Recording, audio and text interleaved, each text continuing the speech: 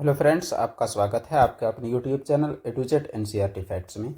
तो group D railway का science का जो सीरीज हमारा चल रहा था उसका आज 27वां वीडियो है और यह 27वां वीडियो 99 सेट्स में से एक है और यह है 30 अगस्त 2022 के थर्ड शिफ्ट का वीडियो। बाकी 26 शिफ्ट का वीडियो आपको चैनल के प्लेलिस्ट में रेलवे साइंस ग्रुप डी का जो सीरीज है उसके नाम से आपको मिल जाएगा।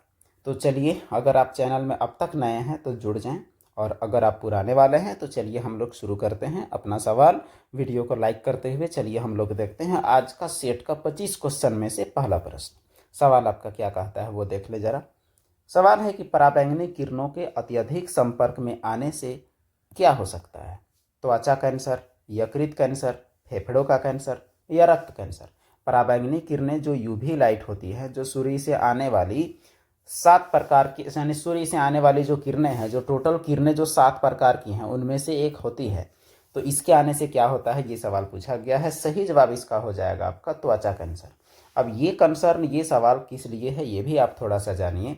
जो धरती जो है हमारा, धरती के ऊपर वायुमंडल के समताप मंडल में एक परत है जिसे हम लोग कहते हैं ओजोन परत यानी O3।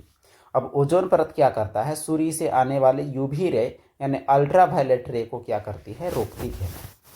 और कहीं कहीं प्रदूषण के कारण, क्लोरोफ्लोरोकार्बन के यूज के कारण यह परत पतली हो गई है।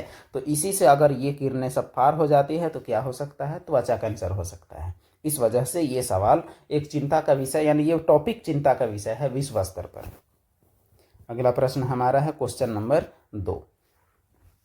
सवाल है, नीचे दिए गए कथनों पर विचार कीजिए और सही उत्तर का चयन करिए। कथन 1, पीएच में पी जो है वो जर्मन भाषा के पोटेंज को निरूपित करता है जिसका अर्थ शक्ति है।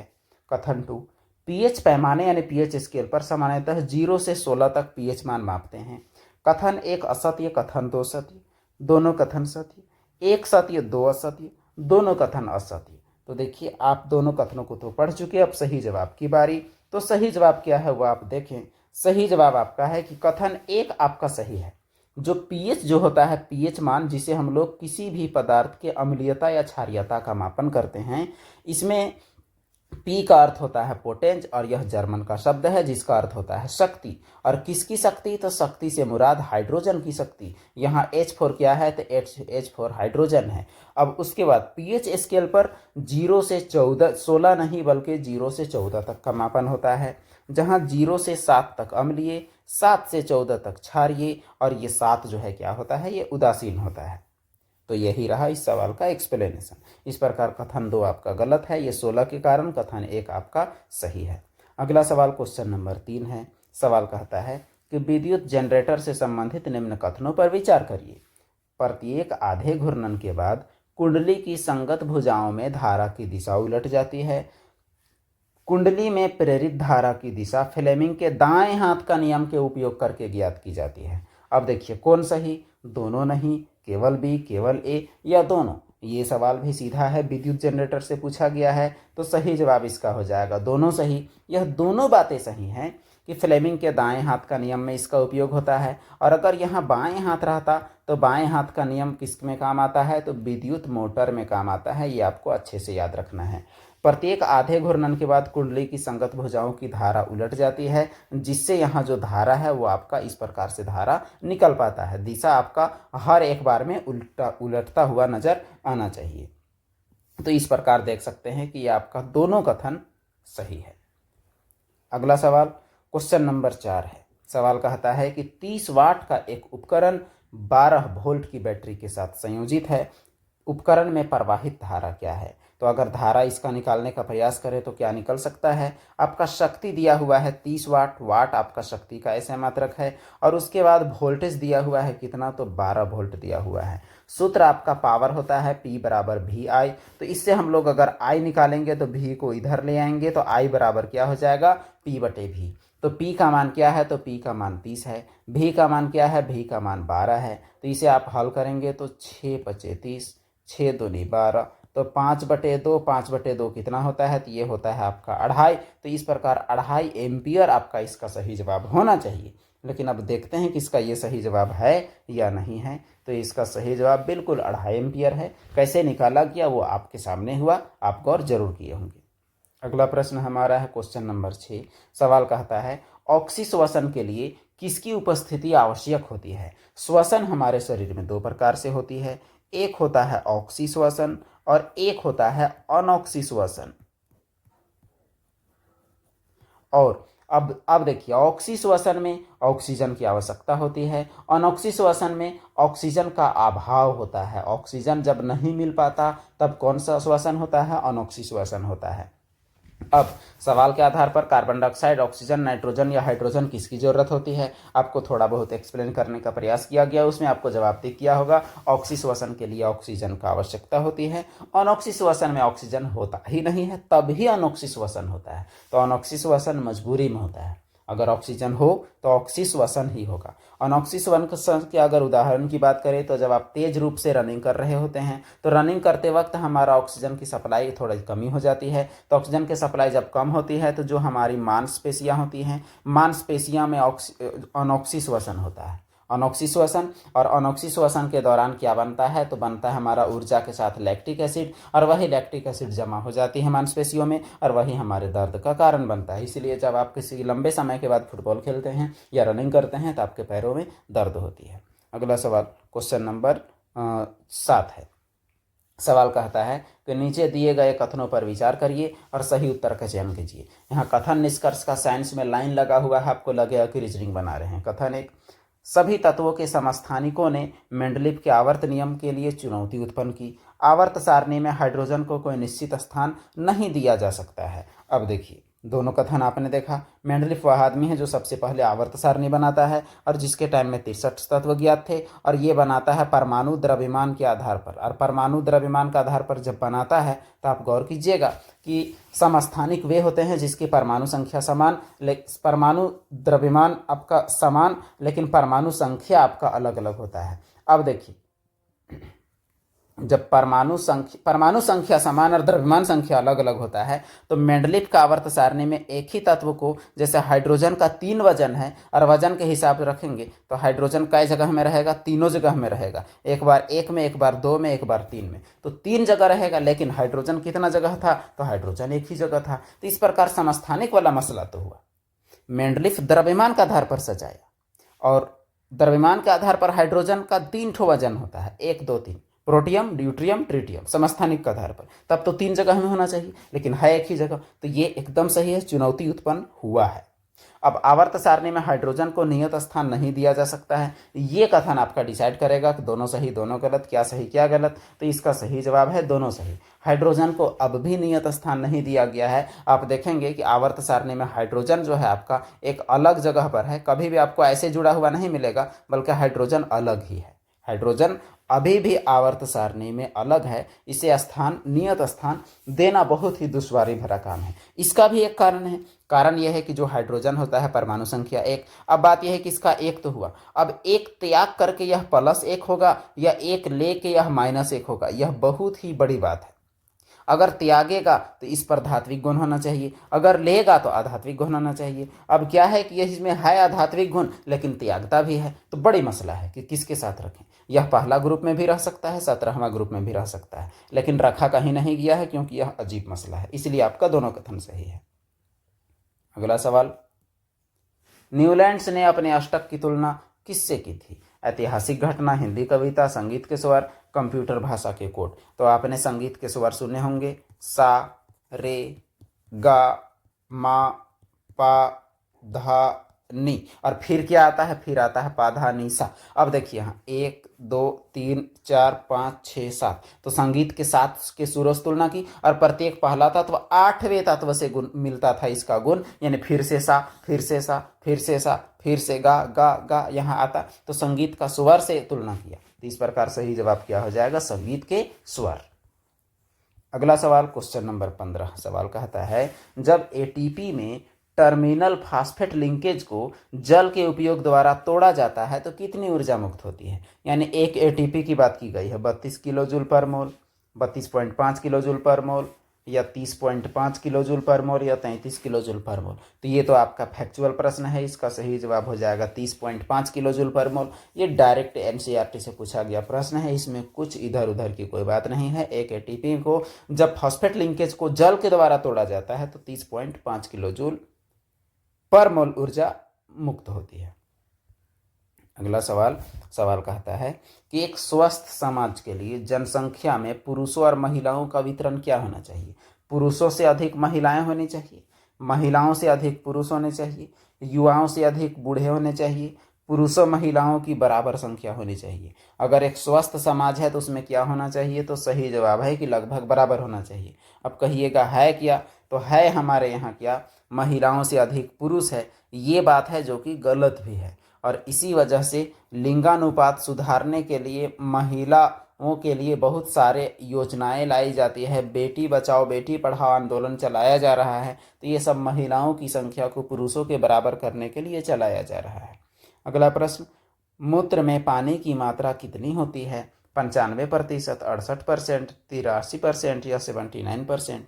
तो मूत्र में जल की मात्रा 95% होती है, बाकी मात्रा यूरिक एसिड और बाकी अपशिष्ट वगैरह की होती है। अगला प्रश्न, 40 सेंटीमीटर फोकस दूरी वाले उत्तल लेंस की क्षमता क्या होगी। तो देखिए, उत्तल लेंस यानी दोनों तरफ उठा हुआ है, यानी किरणों को यह डायरेक्ट ऐसे मोड़ेगा। अब उत्तल लेंस का फोकस दूरी इस प्रकार आपका प्लस है, तो प्लस में आपका फोकस दूरी हो गया। ये बात तो आपने सीखा। अब दूसरी चीज़ हम लोग देखते हैं, जो लेंस की क्षमता होती है वो क्या होती है, P बराबर 1/f। जब f मीटर में हो और f को अगर सेंटीमीटर में लिखना हो तो 100/f। अब देखिए यहाँ तो प्लस आप देख ही चुके, तो 100 बटे हो जाएगा +40। अब इसे काटिए, 0 0 कटा, 2 दूनी 4, 2 दूनी 4, 2 पचे 10। तो अब देखिए 5/2 आया, और 5/2 किसके बराबर है, तो वो 2.5 के बराबर है। इस प्रकार आपका आंसर क्या हो जाएगा, 2.5 डायोप्टर, वो भी प्लस में होगा। तो इसका सही जवाब देखिए, आंसर आने के बाद भी प्लस माइनस में गलती करके आप अपने आंसर का लुटिया डुबा सकते हैं। इसीलिए आपको प्लस माइनस का काफ़ी ख्याल रखना है। अगर लेंस की बात करें तो जो आपका गौर कीजिएगा, ये जो लेंस है इसका फोकस दूरी क्या होता है, प्लस में, और ये जो लेंस है इसका फोकस दूरी क्या होता है, माइनस में। और ये जो दर्पण है यानी अवतल दर्पण, तो अवतल दर्पण का फोकस दूरी होता है माइनस में। और जो हमारा उत्तल दर्पण जो होता है, जो उठा हुआ है ऐसे, तो उसका फोकस दूरी क्या होता है, तो उसका फोकस दूरी होता है प्लस में। अब गौर कीजिएगा कि उत्तल का फोकस दूरी प्लस और अवतल का फोकस दूरी क्या है, माइनस। अगला सवाल हमारे लिए, कार्बन के परमाणुओं में एल कोष में कितने इलेक्ट्रॉन मौजूद होते हैं, 6, 8, 2 या 4। तो चलिए हम लोग बना के भी देखते हैं कि एल कोष में कितने इलेक्ट्रॉन मौजूद होंगे। पहला तो आपका ये बीच वाला हिस्सा है, दूसरा कक्षा आपका ये है, और तीसरा कक्षा आपका ये है। अब तीसरा कक्षा क्या होगा वो भी देख लें। तो बात यह है कि ये आपका पहला कक्षा के है और दूसरा कक्षा क्या है, एल है। अब के में कितना अटता है, तो 2 अटता है। अब कार्बन के पास कितना है, तो कार्बन के पास 6 है। पहला में 2 तो दूसरा में क्या होगा, 4। तो ये के तो ये एल, तो दूसरा में क्या हो जाएगा, दूसरा में 4। इस प्रकार आपका सही जवाब आपका क्या होना चाहिए, तो सही जवाब होना चाहिए ऑप्शन डी, अर्थात 4 होना चाहिए। तो 4 है भी। अगला सवाल है कि एक विज्ञान की पुस्तक में समान औसत त्रिज्या और समान लंबाई की 2 परिनालिकाएं हैं। परिनालिका मतलब इस प्रकार वाला, एकदम समान है। एक है आपका P और एक आपका क्या है, Q है। Q के अंदर खींची गई क्षेत्र रेखाओं की संख्या P के अंदर खींची गई क्षेत्र रेखाओं की संख्या को दोगुनी है। यानी P में ज़्यादा रेखाएं खींची गई है और Q में कम रेखाएं खींची गई है। अब दोनों परिनालिकाओं में फेरों की संख्या समान है। तो जो P में धारा होगा Q में धारा का कितना गुना होगा, जो P में धारा होगा वो Q में धारा का कितना गुना होगा, ये सवाल पूछा है। अब यहाँ पर देखिए, P में 2 गुना खींचा गया है, P में 2 गुना है और इसमें 2 गुना यानी चुंबकीय क्षेत्र रेखाओं की संख्या है। यहाँ क्षेत्र रेखा की बात की गई है और टर्न जो है वो दोनों में क्या है, समान है। त्रिज्या समान है, लंबाई समान है। तो इसका जो सही जवाब क्या हो जाएगा वो हम लोग देखते हैं। इसका सही जवाब है आधा। इसका मतलब इसे हम लोग भर के एक बार देखते हैं कि आधा गुना। अब हम लोग इसे पढ़ते हैं। अब देखिए, अब हम लोग को समझ में आएगा। Q के अंदर खींची गई क्षेत्र रेखाओं की संख्या P के अंदर खींची गई क्षेत्र रेखाओं की संख्या की दोगुनी है। यानी Q में और P में, तो Q में 2 गुना है। हम लोग एक एक्सप्लेन गलत किए थे, Q में क्या है, 2 गुना है। अब बताइए, जिसमें ज़्यादा है उसी में ना धारा ज़्यादा होगा, तो इसका ये कितना गुना होगा? तो एक तरह से इसमें 2 गुना धारा है, तो इसमें कितना गुना है? आधा गुना है। तो Q में धारा का आधा गुना करेंगे तब जाके इसका पकड़ेगा। एकदम सवाल सिंपल है। यहाँ आपका 2 गुना है, तो यहाँ आपका क्या है? होगा 1 गुना। तो 1 गुना, इसका मतलब 1 गुना कब आएगा? तो 2 को करेंगे आधा से गुना तब, इसीलिए आपका Q गुनी क्या है? आधा है। तो सवाल आपका क्या है? एकदम सीधा, इसमें कोई तरह का कोई दिक्कत नहीं है। जिसमें ज़्यादा फेरों की संख्या, ज़्यादा आपकी क्षेत्र रेखाओं की संख्या, उसका धारा 2 गुना, जिसमें कम है उसका 1 गुना। अब 2 से 1 गुना करने के लिए हम लोग जाएंगे 1/2 गुना, बस वही आपका जवाब है। अगला प्रश्न आपके लिए क्वेश्चन नंबर 46। निम्नलिखित अभिक्रिया में उत्पाद यानी प्रोडक्ट की पहचान कीजिए। चूना पत्थर सॉलिड है, उसे कुछ किए तो पी और कार्बन डाइऑक्साइड बना। आखिर क्या था ये सिस्टम कि ये था। पी की जगह हम आपका क्या है वो आपको बताना है। तो सही जवाब हम लोग देखते हैं इसमें क्या हो सकता है। तो सही जवाब आपका CaO है। अब हम लोग देखते हैं कि ये CaO का क्या सीन है। देखिए, चूना पत्थर का पहले सूत्र लिखिए, तो CaOCO3, ये आपका हो गया। इसे जब हम लोग हीट करेंगे तो क्या बनेगा? बनेगा CaO और बनेगा CO2। अब इसे आप देखिए, कैल्शियम आपका कितना? 1 ठो, कार्बन 1 ठो, ऑक्सीजन 1 और 2 का 1 ठो, 3 ठो। तो चीज़ तो आपका वही हो गया, बस इसे क्या किए? इसे हम लोग गर्म किए, दैट्स ऑल। तो इस प्रकार यहाँ पी पूछा है, तो पी आपका क्या होगा? तो पी आपका CaO यानी बिना बुझा हुआ चूना होगा। अगला सवाल, थायरोक्सिन हार्मोन के निर्माण के लिए किस खनिज की आवश्यकता होती है? थायरोक्सिन हार्मोन के निर्माण के लिए किस खनिज की आवश्यकता होती है? ये सवाल पिछले दिन लाइव क्लास में भी शायद था। तो आयरन, पोटेशियम, कैल्शियम या आयोडीन। तो इसका सही जवाब क्या दिया हुआ है वो देख लेते हैं। तो इसका सही जवाब दिया हुआ है क्या? आयोडीन। और पिछले दिन हमारा एग्जाम में इस सवाल में गलती से दे दिया था पोटेशियम। इसका सही जवाब आयोडीन है। थायरोक्सिन हार्मोन जो थायराइड ग्रंथि से निकलता है, इसका निर्माण के लिए आयोडीन का जरूरत है। अगला सवाल,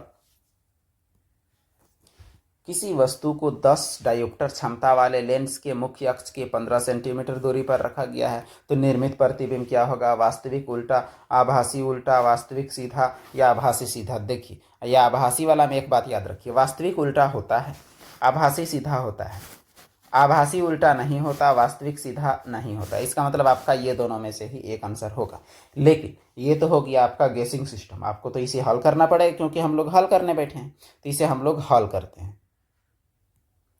तो यहाँ आपका जो पावर दिया हुआ है वो कितना दिया हुआ है? -10 डायोप्टर। और पावर क्या होता है आपका? 100/F होता है सेंटीमीटर में। तो इस प्रकार हमारा F क्या हो जाएगा? तो F आपका हो जाएगा, ये कट जाएगा, तो कटने के बाद आपका आ जाएगा -10 सेंटीमीटर।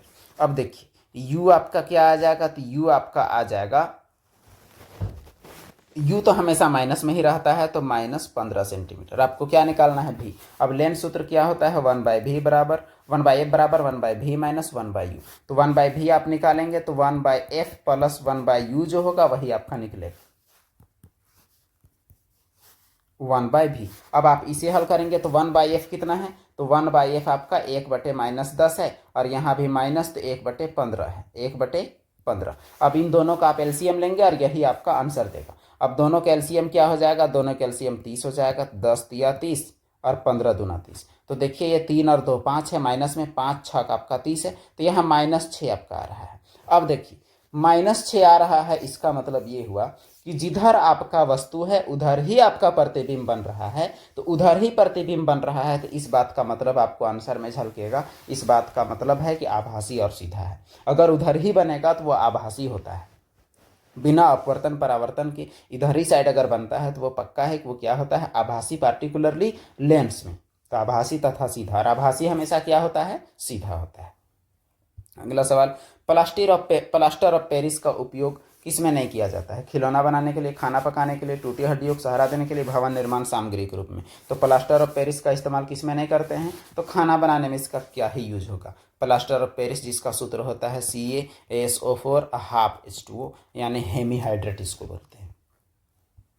अगला प्रश्न हमारे पास ये रहा विद्युत पाठ से सवाल, समान मोटाई और क्रमशः L और 4L लंबाई वाले 2 तार A और B पर विचार करिए।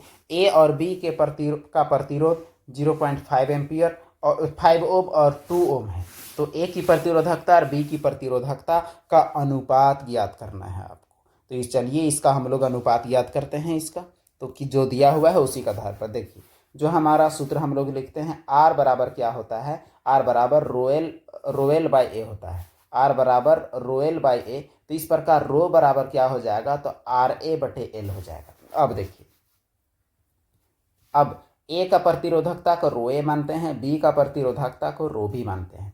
अब फिर देखते हैं रो ए की जगह में हम लोग सारा चीज लिखते हैं यहाँ आर ए बटे एल, और रो बी की जगह में फिर लिख देते हैं आर ए बटे एल। अब ए वाले का ए का मान रखेंगे। अब आर देखिए ए वाले का आर क्या है, तो 0.5 है, कोई दो राय इसमें नहीं है। और उसके बाद एरिया का अगर बात करें इसमें तो समान मोटाई है, इसका मतलब दोनों का एरिया समान है, तो दोनों का एरिया इसका समान, चलिए एक नंबर। अब उसके बाद लंबाई की अगर बात करें एल, तो पहले वाले का लंबाई एल है। अब देखिए दूसरा प्रतिरोध आपका क्या है, तो आपका 2 है, और क्षेत्रफल तो आपका सेम है, और लंबाई आपका क्या है 4L है। यही चीज़ हमारा आंसर देगा, इसी से हम होना हल आएगा। तो 0.5 ए तो आपका कट गया, 0.5L, और ये ऊपर हो जाएगा 4L बटे 2, एल भी आपका चला गया। 4 का 0.5 से कीजिएगा तो 4 का क्या हो जाएगा, तो 4 पचे 20 यानी 2, और नीचे क्या हो जाएगा, तो 2 हो जाएगा। कटने के बाद आपका क्या आया 1, इसका मतलब दोनों का प्रतिरोधकता का अनुपात क्या आना चाहिए 1। अब देखते हैं कि हमारा इतना प्रयास सही हुआ कि नहीं हुआ। बिल्कुल सही है हमारा प्रयास, तो इसका सही जवाब आपका हो जाएगा 1:1, जिसे हम लोग 1 ही बोलते हैं। अगला सवाल, ऑक्सीजन के बाह्यतम कौन से कोष में कितने इलेक्ट्रॉन होते हैं। अब देखिए ऑक्सीजन का बाहरी कोष हम लोग लिखने का प्रयास करते हैं थोड़ा अच्छे से। ये रहा आपका ऑक्सीजन का नाभिक, ये हुआ ऑक्सीजन का पहला कक्षा। उसके बाद हम लोग बनाते हैं ऑक्सीजन का दूसरा कक्षा। अब देखिए ऑक्सीजन का कितना होता है, परमाणु संख्या होता है 8, तो 2 और हो जाएगा 6। इसका मतलब पहला वाला में 2 और दूसरा वाला में कितना हो जाएगा, तो दूसरा वाला में आपका हो जाएगा 6। अब देखिए इसका मतलब ये हो गया के, ये हो गया एल, तो एल कोष में कितना है, तो 6 है, तो L for 6 यही आपका आंसर होगा। तो इसका मतलब सही जवाब आपका क्या है, सही जवाब आपका एल में 6 है, यानी दूसरा कक्षा में 6 इलेक्ट्रॉन है। अगला सवाल देखिए, यहाँ सवाल कहता है कि समान लंबाई और समान मोटाई का 3 ठो तार है ABC, और तीनों का प्रतिरोध 1 ओम, 0.5 ओम और 0.25 ओम है, तो उनकी प्रतिरोधकताएं क्या होगी। अब हम लोग देखते हैं प्रतिरोधकता और प्रतिरोध में क्या है। देखिए आर बराबर क्या होता है, रोएल बाय ए होता है। ये दोनों सेम है, कहानी खत्म, यानी आर समानुपाती किसका होगा, रो का। तो जैसे आर बदलेगा वैसे ही रो बदलेगा। इसका मतलब ये हुआ कि ये ही अनुपात आपका आंसर हो जाएगा। तो जैसे यहाँ 1 है, 1 के बाद 0.5 है, उसके बाद क्या है, तो 0.25 है। अब ये तो अनुपात नहीं हुआ, तो चलिए इसे हम लोग, ये रुपया में अगर है तो इसे पैसा में बदलते हैं। तो ये 100 पैसा हुआ, ये 8 आना हुआ, ये 25 पैसा हुआ। 25 का 25, 25 दूनी 50, 25 चौके 100, तो 4:2:1 इसका सही जवाब होना चाहिए। तो इसका आंसर, इसका मतलब इसका पहला ऑप्शन सही होना चाहिए, जो कि आपका है भी, यानी जो ये है वही अनुपात आपका सेम रहेगा। अगला प्रश्न आपके लिए सवाल कहता है किसी उत्तल दर्पण की फोकस दूरी 15 है, नई कार्तीय चिन्ह परिपाटिक पालन करते हुए इसका वक्रता केंद्र कहाँ पर होगा। अब देखिए आपका क्या है, उत्तल दर्पण है, उत्तल दर्पण यानी उठा हुआ दर्पण है। अब यहाँ क्या होता है, जब किरणें आती हैं तो इस प्रकार भागती है। फोकस आपका क्या होता है, इधर अंदर होता है, यानी फोकस आपका प्लस में होता है। और जो आपका एफ दिया हुआ है, एफ दिया हुआ है 15, यानी ये भी आपका क्या होगा, प्लस में होगा। तो जो आर भी हो जाएगा इसी का 2 गुना, अर्थात +30 आपका आर हो जाएगा। इसका अर्थ ये हुआ कि आपका ऑप्शन 1 आपका सही होगा, -30 आपका नहीं होगा। यहाँ चिन्ह से आपका बहुत सारा शिफ्ट में सवाल है, जो कि बहुत नॉर्मल प्रश्न है। अगला सवाल देखिए, यहाँ कहता है कि निम्न में से कौन विस्थापन अभिक्रिया है। अब देखिए जिंक कार्बोनेट को तोड़ने से जिंक ऑक्साइड कार्बन डाइऑक्साइड बना, आयरन कॉपर को विस्थापित करता है और आयरन सल्फेट बनाता है, कॉपर हटाता है। ये दोनों जुड़ के जल बनाते हैं, ये टूट के ये दोनों बनाते हैं। देखिए ये दोनों वियोजन अभिक्रिया है, ये आपका संयोजन अभिक्रिया है, ये आपका विस्थापन अभिक्रिया है। इसका मतलब विस्थापन अभिक्रिया कौन है, जिसमें एक दूसरे को हटा के खुद उसके स्थान पर बैठ जाता है। इसको देखिए हटा दिया है, इसका मतलब आपका ऑप्शन 2 है। और ऑप्शन 2 आपका कौन सा, यानी ये दूसरा नंबर है, ये कौन सा में है, तो ये तीसरा में है। यही तो गड़बड़ है, आप सही होते हुए भी दूसरा मार दीजिएगा, आपका नैया डूब जाएगा। अगला प्रश्न देखिए, ये रहा क्वेश्चन, ये आज का सेकंड लास्ट क्वेश्चन है। सवाल कहता है कि किसी वस्तु को एक अवतल दर्पण के सामने इसकी फोकस दूरी से दुगुनी पर रखा गया है, तो प्रतिबिंब कहाँ बनेगा। देखिए अवतल दर्पण है, चलिए हम लोग अवतल दर्पण बनाते हैं, पीछे साइड हम लोग पेंटिंग करते हैं। अब क्या हुआ, यहाँ आपका ये F है, तो ये आपका क्या है, तो 2F है यानी C है। यहाँ पर जब वस्तु को रखते हैं तो प्रतिबिंब भी कहाँ बनता है, प्रतिबिंब भी आपका यहीं बनता है। इसका मतलब प्रतिबिंब कहाँ बनेगा, तो प्रतिबिंब भी 2F पर ही बनेगा। तो इसका सही जवाब क्या हो जाएगा, सही जवाब आपका 2F होगा। अगला प्रश्न यहाँ कहता है कि निम्न में से किस रक्त समूह को सर्वदाता कहा जाता है। ए बी या ओ या ए, सर्वदाता किसे कहते हैं। तो यहाँ सर्वदाता समूह पूछी गई है, तो इसका सही जवाब क्या है, तो ओ है। इसे हम लोग याद कैसे रखेंगे वो भी आपको बताएं। यहाँ पर लिखिए आप ओ, फिर लिखिए आप ए, फिर लिखिए आप बी, फिर लिखिए आप ए बी, उसके बाद तीर का निशान ऐसे बनाइए। ओ सबको दे सकता है, देखिए ओ से आगे पूरा जा सकता है। अब ए बी सर्वग्राही और ओ क्या है, सर्वदाता। इसके लिए 4 मिनट का एक चैनल में आपको वीडियो मिल जाएगा ब्लड ग्रुप मैचिंग के नाम से, जिसमें आपका ये कॉन्सेप्ट ही क्लियर हो जाएगा। चलिए फिर भी आप इतना में भी अपना कॉन्सेप्ट को क्लियर तो कर ही सकते हैं। तो इस प्रकार आज का हमारा सवालों का जो 25 क्वेश्चन का सेट था वो आपका कंप्लीट होता है, जो आपके आने वाले किसी भी एग्जाम के लिए हेल्पफुल होगा। केवल ग्रुप डी के लिए नहीं बल्कि साइंस का सवाल जहाँ भी पूछा जाता है, साइंस में ग्रुप डी का एक अच्छा लेवल है, इसलिए आपका बहुत अच्छा प्रश्न है। तो चलिए वीडियो देखने के लिए धन्यवाद। वीडियो को लाइक करें, बाकी लोगों तक जरूर पहुंचाएं और चैनल में नहीं जुड़े हैं तो जरूर सब्सक्राइब करें। धन्यवाद।